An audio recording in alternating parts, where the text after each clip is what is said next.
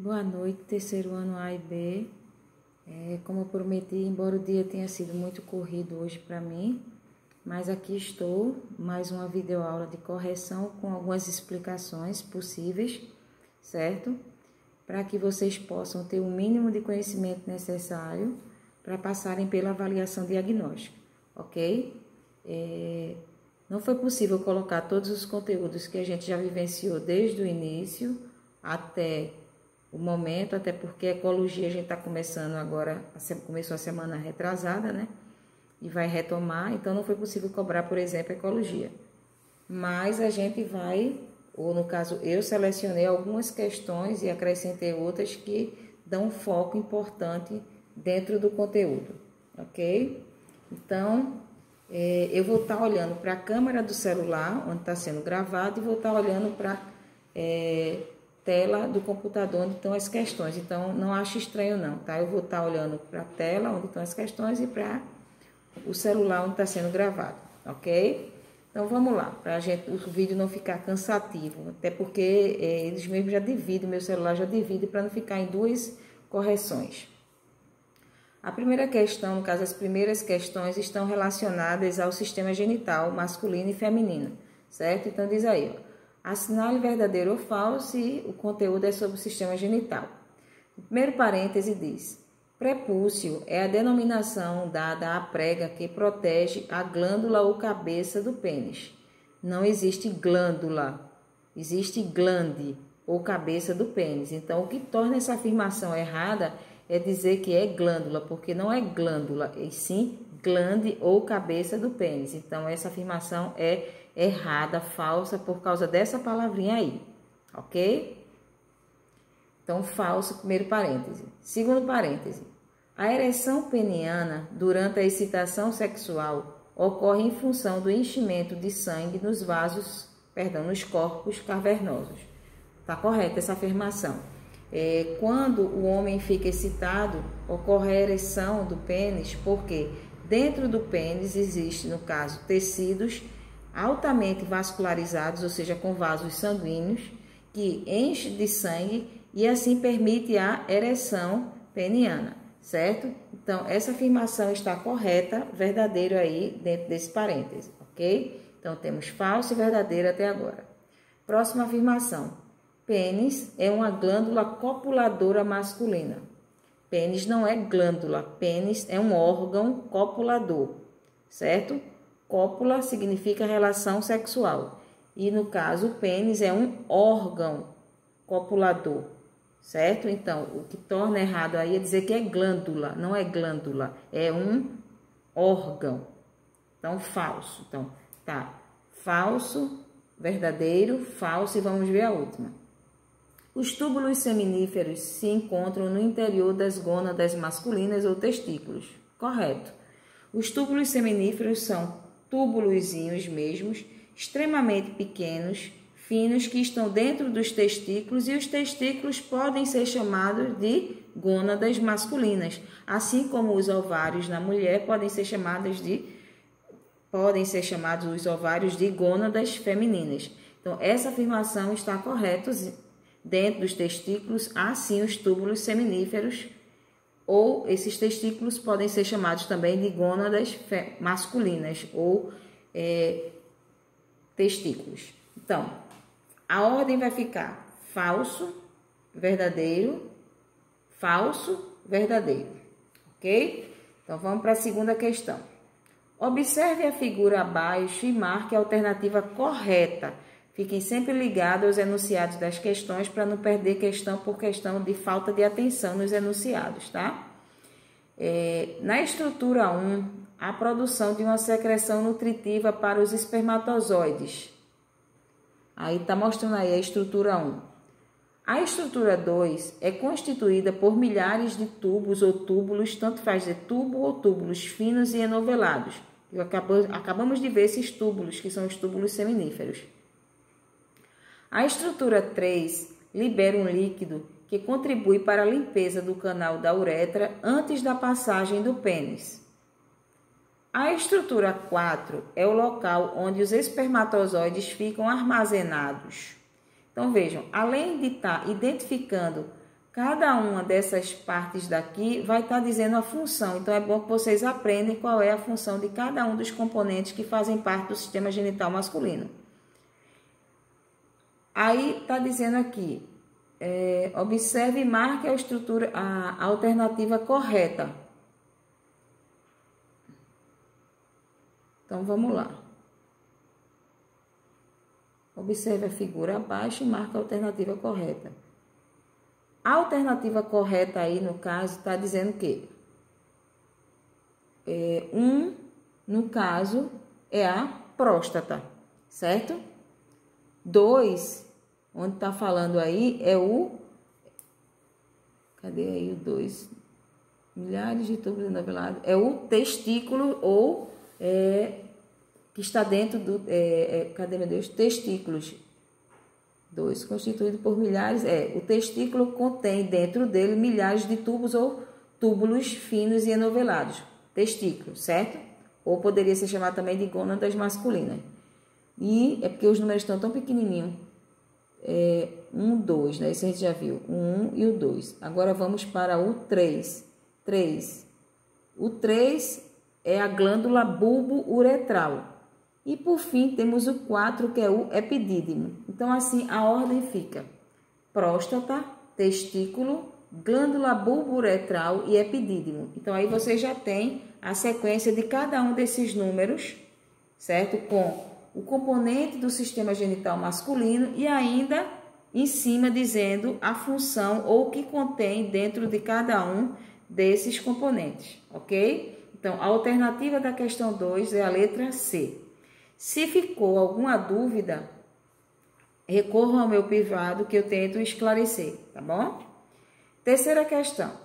Como se denomina o duto, tanto faz dizer duto ou canal, comum aos sistemas genital e urinário do homem?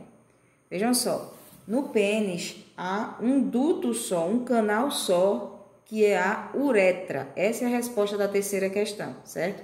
A uretra é um canal único que vai servir tanto para expulsar ou eliminar, pode-se dizer, a urina, como também eliminar, ou pode-se dizer, eliminar também o sêmen ou esperma durante a relação sexual, durante o coito ou orgasmo, certo? Então, na mulher tem 2 canais.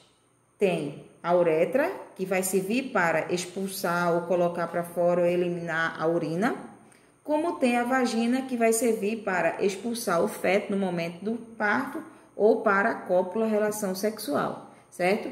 Mas o homem não, só tem um único canal, que é chamado de uretra, que está no pênis, ok? E que vai colocar para fora ou eliminar tanto a urina, como resultado do sistema excretor, como também eliminar o sêmen ou esperma durante o orgasmo, certo? Então, é a única palavrinha como resposta aí na terceira questão, que é uretra, certo? Quarta questão. Conceitue ejaculação, ou seja, dizer o que é ejaculação. Ejaculação é o ato de eliminar o sêmen ou esperma durante o coito ou orgasmo. Então, nesse ato de eliminar o sêmen ou esperma, então vai colocar para fora os espermatozoides, como também a secreçãozinha que acompanha os espermatozoides, certo? Então, o que é a ejaculação? Eliminar o sêmen ou esperma durante o coito ou orgasmo, ok? Se vocês acharam nas pesquisas de vocês com uma forma mais rebuscada, tudo bem. Contanto que não perca o sentido da resposta, eu aceito, tá legal? E é importante vocês também terem também outras formas de chegar a uma mesma resposta, contanto que não perca o sentido da resposta, ok? Quinta questão. Aí a gente já vai para o sistema genital feminino. É composto por diversos órgãos que permitem a fecundação e a gestação de um bebê. Observe a figura a seguir e dê o nome de cada parte indicada pelos números. Aí temos aí todo o sistema genital interno da mulher, certo? Então, vamos aí identificar cada uma dessas partes. A começar pela ordem numérica número 1. O número 1, tanto de um lado como o outro, está indicando os ovários ou gônadas femininas. Então, os ovários, número 1, podem ser chamados tanto de ovários como gônadas femininas. 2, tanto de um lado como do outro, porque temos duas, no caso as mulheres, duas tubas uterinas. Então, o número 2 representa as tubas uterinas. 3 só tem um mesmo, que é o útero. Então, o 3 aí está indicando o útero. E o 4 também só tem um, que é o canal vaginal, ou a vagina. Tanto faz aí dizer no 4, canal vaginal ou vagina.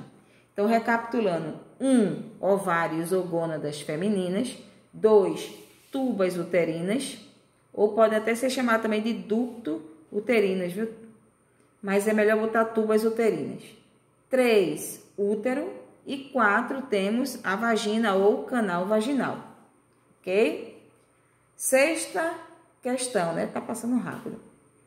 O sistema genital feminino é formado por órgãos localizados no interior do abdômen da mulher e alguns situados externamente, ou seja, que a gente pode visualizar a olho nu, outros só, né? Na verdade não é nem a questão de visualizar a olho nu, que uns a gente pode visualizar externamente e outros, como estão internamente, a gente não consegue visualizar.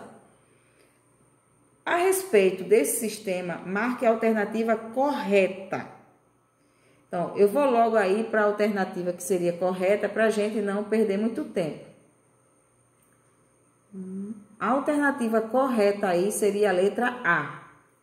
A B está errada porque diz o seguinte: o ovário é a região do sistema genital feminino onde ocorre o desenvolvimento do embrião.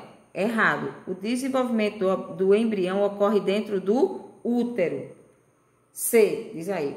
O ímen é uma membrana que recobre parcialmente a entrada da vagina. Isso é muito relativo.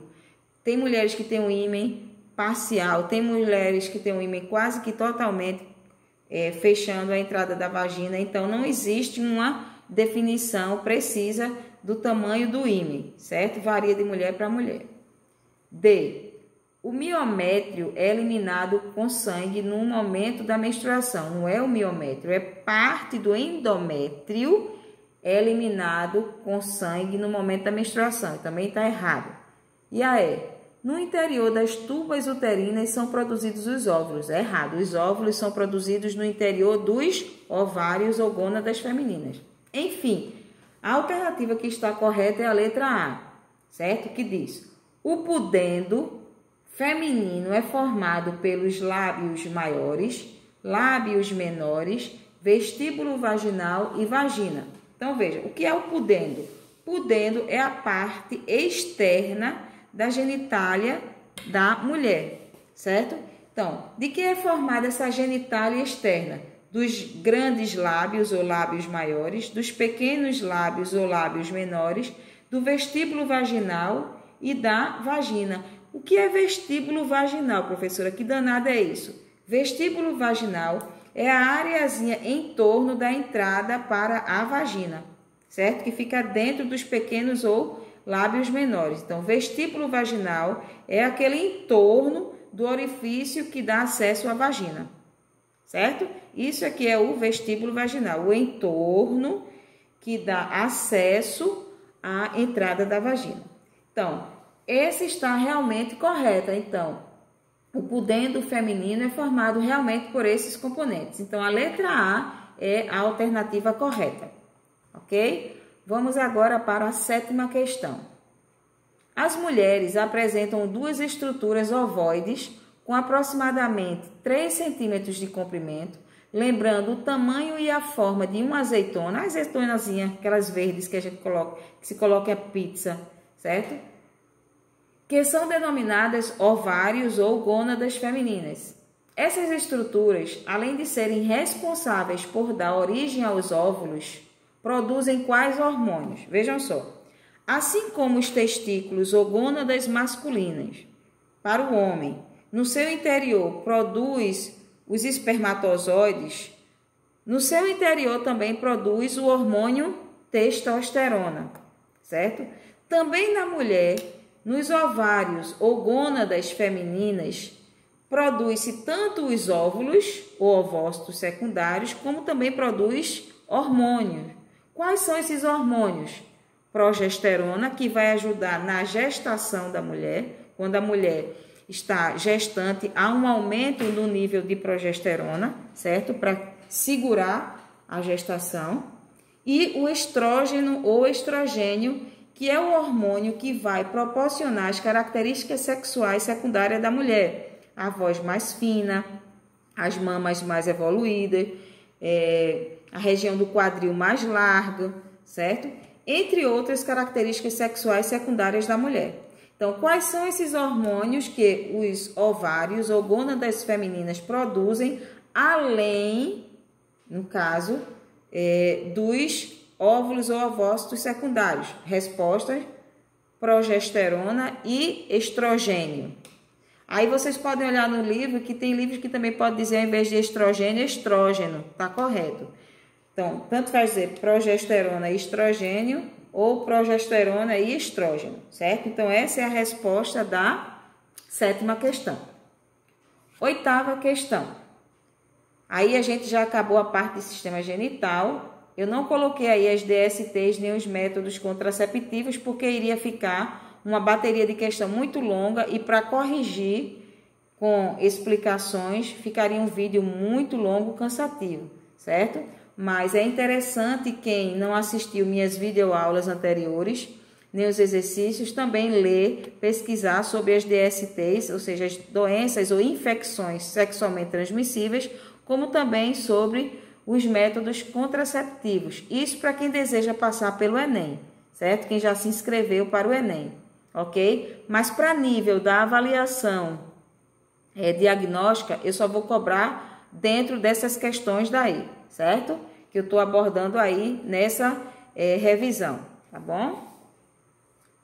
Então, o sistema genital feminino... não, isso aqui eu já fiz. Vamos para a 7ª, também já disse, então vamos para a 8ª, é porque o cursor aqui pulou aqui, voltou a questão anterior. 8ª questão, a gente começa agora com a parte de evolução, ok? A gente não está mais em evolução. No dia a dia, a gente vai voltar depois à ecologia, depois dessa parte de avaliação diagnóstica, certo? Então, diz: sabemos que a seleção natural é um ponto importante da teoria criada por Charles Darwin. Veja, a seleção natural. Marque a alternativa incorreta a respeito da ideia de seleção natural. A seleção natural, segundo Darwin, afirma o quê? Afirma que os indivíduos mais adaptados ao meio ambiente são os que têm maior probabilidade de permanecerem vivos, sobreviver e, portanto, se reproduzir e dar origem aos seus descendentes, certo? Então, essa é a afirmação que posso lhe falar com relação à seleção natural. Então, com relação a essa seleção natural, qual é a afirmação que está errada? Errada? Não. É errada mesmo, é incorreta. A incorreta, diz aí, segundo a seleção natural, o mais forte sobrevive. Já estou vendo aí que é essa, não é o mais forte, é o mais adaptado. Mas vamos ver as outras. Segundo Darwin, os organismos estão constantemente lutando pela sobrevivência e apenas os mais aptos sobrevivem. Correto essa aí. A B. C. Os seres mais aptos possuem maior chance de reproduzir-se e deixar descendente. Correto também.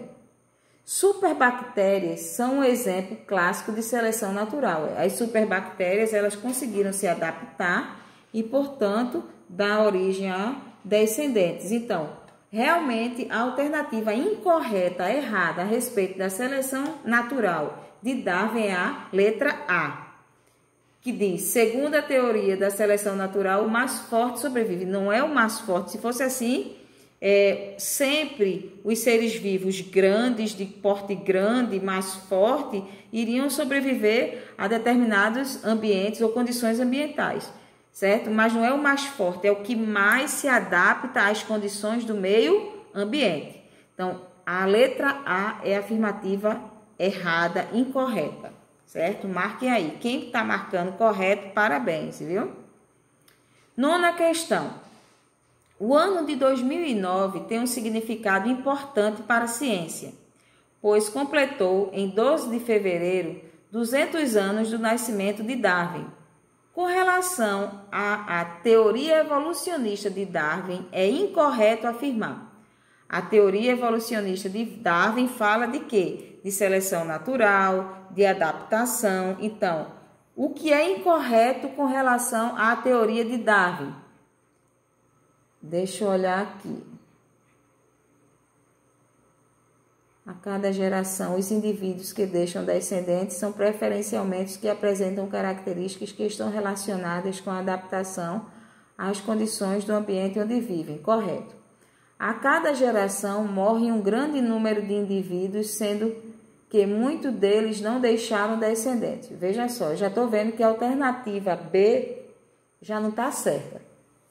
Mas vamos ver as outras. Os organismos atuais surgiram em decorrência de transformações sucessivas de formas primitivas e o desaparecimento de uma espécie ocorre em consequência de sua transformação em outra. Tá correto. Só que tudo isso, viu, gente, não ocorre no estalar de dedo, não, certo? Eu já cansei de dizer isso nas minhas aulas, videoaulas que eu já passei para vocês. Esse processo de evolução e de transmissão de características de uma geração para outra ocorre ao longo de anos, certo? Então, essas transmissões de características é um processo muito lento. Mas até aí, ó, a C e a acho que eu já vi, né? A C estão corretas, a B é que não está boa. Vamos ver a D. Os indivíduos mais adaptados sobrevivem e tende a transmitir as características que estão relacionadas com essa maior adaptação. Correto. Então, realmente, a alternativa errada, incorreta a respeito de Darwin, do evolucionismo, é dizer que a cada geração morre um grande número de indivíduos, sendo que muitos deles não deixarão descendentes. Não. Se com Darwin fala da questão de adaptação, da seleção natural, então vai sobreviver o quê? Os mais aptos. Se vão sobreviver com a teoria de Darwin de adaptação os mais aptos, automaticamente esses terão condições de se reproduzir e deixar um grande número de descendentes e não deixando descendentes. Então, a alternativa incorreta com relação a essa questão é a letra B de bola. Ok? Vamos para a 10ª questão. Também com relação à evolução. Considerando diferentes hipóteses evolucionistas, analise as afirmações abaixo e as respectivas justificativas. Letra A. O urso polar é branco porque vive na neve. Letra B. O urso polar vive na neve porque é branco. Veja só. As afirmações A e B podem ser atribuídas respectivamente a, veja, o urso polar é branco porque vive na neve, ou seja, ele se tornou branco porque vive na neve. Então, ele se tornou branco porque vive na neve, então ele se adaptou ao meio ambiente que tem neve, então se tornou branco. Então, a adaptação é uma questão de quê? De Darwin. Certo? Então, a gente já sabe que a letra A está relacionada a Darwin. Porque não está dizendo o urso polar é branco porque se adaptou, que é uma palavrinha mágica, adaptação, com relação à teoria de Darwin, viu? Adaptação, seleção natural está relativa a Darwin. Certo? Não vai vir já a palavra adaptação. A gente tem que lembrar, vem subentendido, ó, o urso polar é branco porque vive na neve, ou seja, porque ele se adaptar, o urso polar se adaptou à neve, ficou branco. Então, adaptação, a gente lembra quem? Darwin. Então, a gente já tem aí como resposta, previamente vendo, Darwin, certo? E B, o urso polar vive na neve porque é branco. Aí já está aparecendo uma questão aí de... Peraí, o urso polar vive na neve porque é branco. Darwin, o Wallace não é. Lamarck e Darwin. Não, eu que inverti aí, viu, gente? Olha, a primeira está relativo a Lamarck. Lamarck, ele tinha o hábito, eu inverti, agora não, vamos zerar o que eu falei, certo? Zerem aí, eu acho que é o cansaço do dia todo já corrido. Mas passem uma borracha aí na cabeça de vocês e lembrem-se que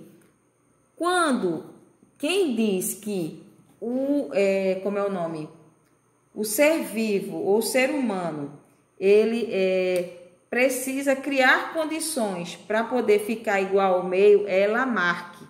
Lamarck é que tem essa afirmação de dizer, por exemplo, que tem até a questão próxima, dizer que as girafas, elas têm pescoço longo ou passaram a ter pescoço longo porque precisavam chegar à altura mais alta das folhagens e adquirir seu alimento.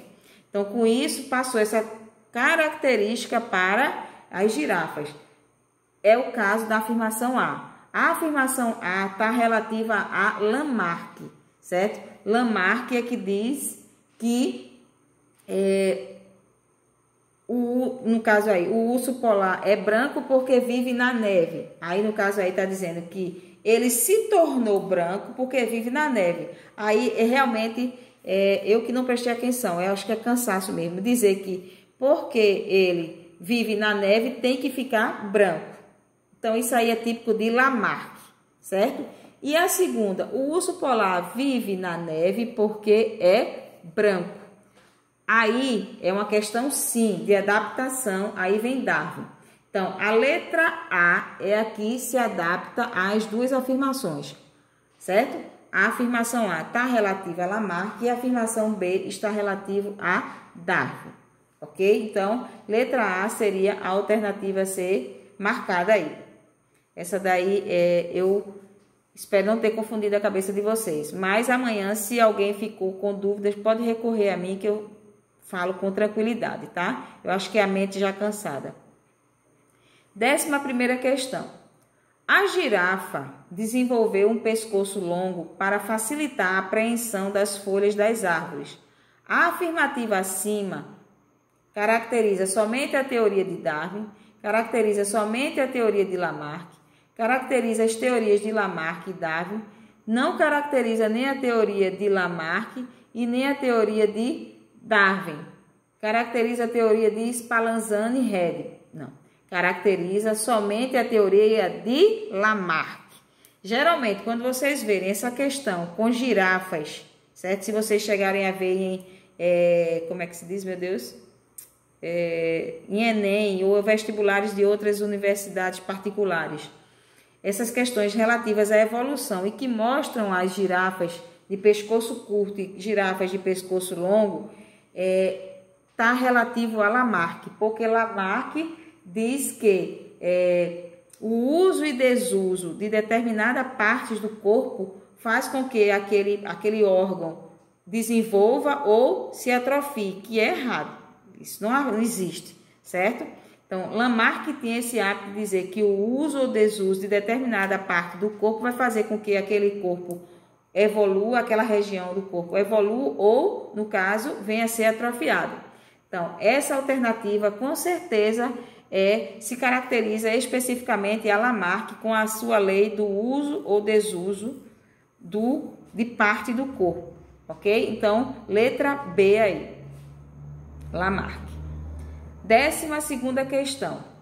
Quais dos cientistas abaixo deram as maiores contribuições para o desenvolvimento da teoria da evolução? Mendel, não. Mendel é a questão de genética. Linneu é classificação dos seres vivos. Pasteur está relacionado à origem da vida. Lamarck está relacionado à evolução. Pode ser Lamarck, Darwin, Lavoisier. Lavoisier não. Lavoisier não tem nada a ver com aqui, não. Então, seria a letra E, que tem Darwin, Wallace e Lamarck. Agora, se a gente fosse colocar em ordem cronológica de contribuição, seria primeiro Lamarck, depois viria Darwin e, por fim, Wallace, que só faz um complemento. Na verdade, nem um complemento, ele só descobre depois de anos o que Darwin já tinha descoberto há anos anteriores. certo? Então, a questão 12 fala aí que os principais cientistas que deram maior contribuição nessa área da biologia chamada evolução foi Lamarck, Wallace e Darwin, certo? Não está na ordem cronológica correta, mas foram eles. Aí alguém pode dizer, e o Wallace? Nunca eu vejo falar de Wallace na questão da evolução, mas o Wallace contribuiu sim com relação à evolução. Em que ele descobriu o mesmo que Darwin já tinha descoberto, só que anos depois. E foi o que fez com que Darwin, que nem queria publicar nada, se sentisse seguro de publicar o que ele já tinha descoberto há um tempão. Ok? Então, vamos para a 13ª e última questão. A teoria moderna atual sobre a evolução, ou teoria sintética da evolução, incorpora os seguintes conceitos à teoria original proposta por Darwin. Vou logo para a resposta aí, para não ficar, o vídeo já está longo. Mutação e recombinação gênica. Veja, o que fez haver essa teoria da evolução nova, ou teoria sintética da evolução, foi justamente o fato de Darwin, na época dos seus estudos, ele não tinha o conhecimento da genética que passou-se a ter em seguida, quando veio, no caso, Mendel, com as suas experiências, suas pesquisas. Ele não sabia explicar como é que os seres vivos se adaptavam a determinadas condições ambientais e, ao longo de anos, passavam a surgir determinadas características e essas características eram repassadas aos seus descendentes. E o mecanismo desse repasse eram mecanismos genéticos, mas ele não tinha conhecimento desses mecanismos naquela época. Mas quais eram esses mecanismos? Mutação, ou seja, havia uma diferenciação ou mudança no corpo daqueles seres vivos que se adaptavam às condições do ambiente daquela região e havia uma recombinação desses genes transmitindo essas novas características aos seus descendentes, certo? Então, a teoria sintética da evolução, que é a teoria mais moderna da evolução, combina os conhecimentos já adquiridos por Darwin aos conhecimentos de genética. Que conhecimentos de genética? Ou sobre a genética? Mutação e recombinação gênica. Então, a opção a marcar aí é a letra C de casa, ok? E assim a gente finaliza a revisão de alguns só, não foi possível todas, né, conteúdos, ou o que posso dizer, alguns conceitos, informações que foram passados sobre esses dois conteúdos. Que vocês, se ficaram com alguma dúvida, recorram ao meu privado que eu vou tentar esclarecer, ok? Então, se cuidem e